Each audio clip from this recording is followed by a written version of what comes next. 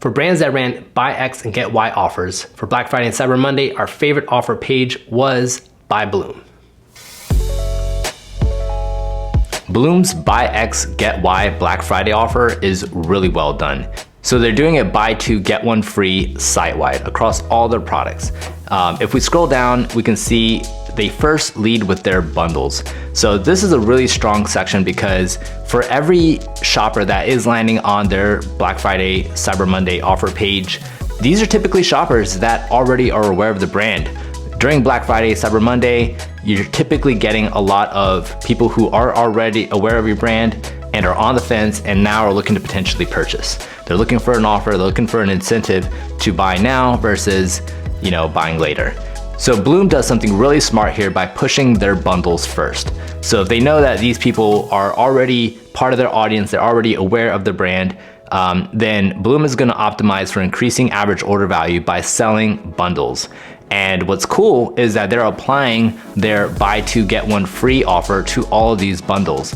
And as you can see here, they have these different images communicating their buy two, get one free offer for all of their different bundles. And so we can swipe through and see their different bundles and products that they have available.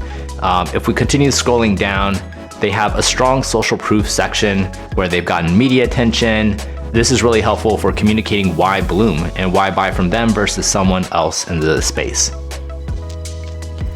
Next, they have a section where they show featured items. These could be featured products. It looks like they're also including featured bundles.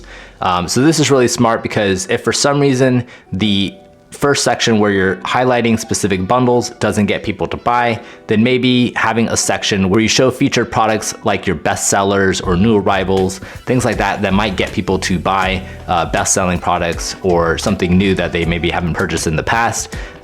Having a featured section like that can be really useful to get certain people to go ahead and add a certain item to the cart.